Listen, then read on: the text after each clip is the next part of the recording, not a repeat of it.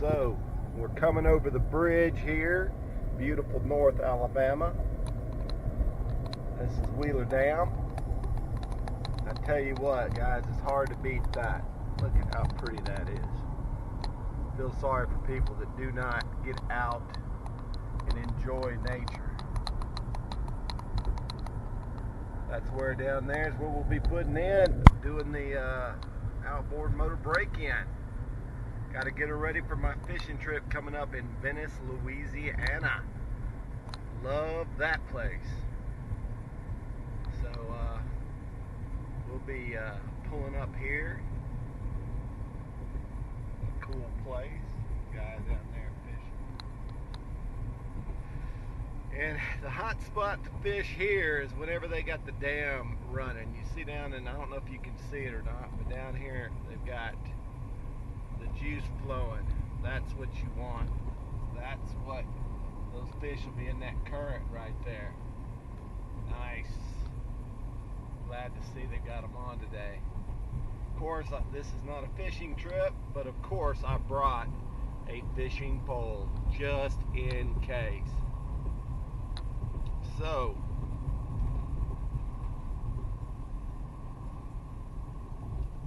after I do my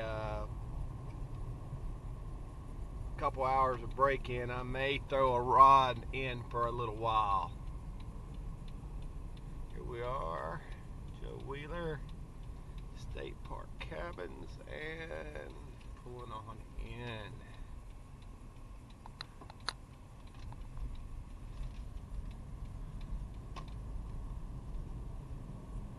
And there'll be a wait to get in the water, there always is.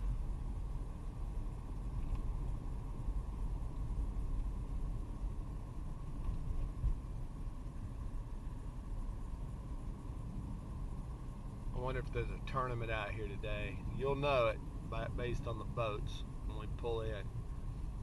There's 87 $50,000 boats sitting out here. Then there's a tournament. Looks like there is.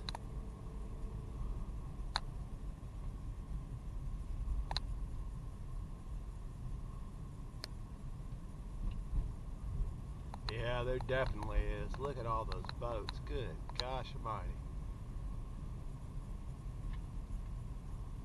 Woo! Man. This place is packed. You won't want to be pulling out of here at about noon. They'll all be coming in 12, 1 o'clock, do their weigh-in. There's a nice bullet boat. God, I can't believe some of these guys spend that kind of money on boats. But, you know, hey, I get it. If you love it, spend it, you know? Alright, we are ready to be next in line. Got a fella having some kind of issues. I know how that feels. Been there, done that. Ooh, not good for the iPhone. So we're ready to go. Got the Honda on here. I'm going to be cranking her up here pretty soon. And while I do that, I'm going to pause you guys. But we'll be back once we get it in the water. Alright fellas, you missed the crank up because I made a rookie mistake and left my drain out, and so when I got back to the boat I said, man, that thing makes it sit low, and it was about 1/3 full of water. So yeah, that'll do it every time, won't it? Anyway, we're draining her out now, slowly but surely. Thank God I put a bilge pump in this thing. But man, is this motor quiet. Idling, you don't even hardly hear it. I mean, it is quiet. The manual states that you let it kind of run at troll for about 15 minutes. So here we are. I'm going to do that. I'm not going to bore you with that part, but I will once we once we get about 10 minutes into this thing and I can open her up a little bit, I will.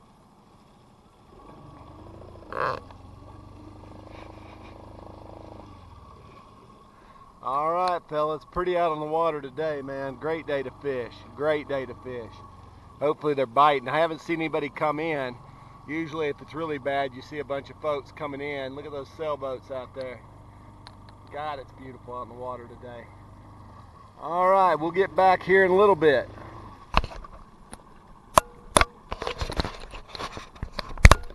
All right, YouTube, I am back. And I've been running the Honda now for about an hour. I gotta say, I'm very impressed with the little motor. I mean, you know, could I use a little more horsepower? Certainly. But I'm gonna tell you, she's done beautifully. She starts easy, she runs easy. Let me turn this trolling motor off here. All right. If any are interested, I got a video on that do-it-yourself wireless trolling motor. So I've got it tilted up pretty high now, so I can be over here in these shallows. It's this time of the year. That's where the bass are. But we'll give her a crank. Got to put her in neutral. Listen to that. How that's sweet. Pumping good water.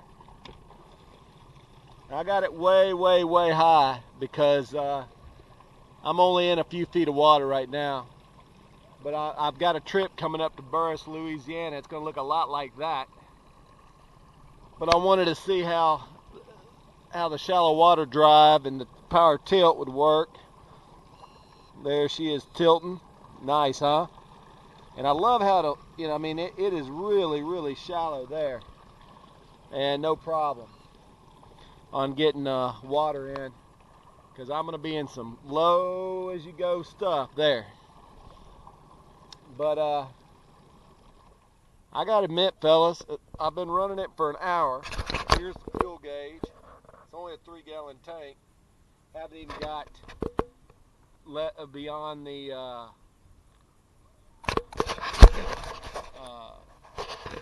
1 gallon fuel. After the hour break-in, I picked up a buddy of mine. He weighs about as much as I do. He's probably about 240. We were both in it. We were able to get the boat, you know. Now, also I don't have it trimmed right. I mean, it's right now it's trimmed all the way in. So, but together we were able to get up to about 14, 15 miles an hour. And this is a heavy boat. I mean, it really is. An 8 could, you know, I tried an 18, it wouldn't get it done, an older 18. But, you know, I think with my son in the boat, him and I should be able to get between 17 to 20 miles an hour with this, no problem. I think I could probably plane it with 3 guys. If it was me, another good sized guy, but I'm about 2 guys on average. So, and so is the fellow that was with me. He's a good 250. I'm 250. So I mean, I think with 3 guys, we ought to be able to plane out with it and do about 15. And you know, I'm in no rush. I mean, I don't want to do 5-7 miles an hour, but I'm happy with 15. So for me, this little motor is going to be just fine. Now, if you have a much bigger boat than what I've got, this is a 15-foot fiberglass. It's a 1973 boat, but it's not a light boat by any means. I got 2 batteries on board.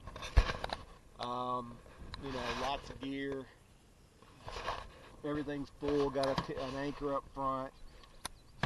You know, a little old flat bottom, this thing ought to fly. I mean, a little old aluminum flat bottom, it ought to push it just fine. Probably even a 16-foot, it'd probably push it 20, 25 miles an hour if it wasn't heavily loaded. So, hey man, loving the Honda.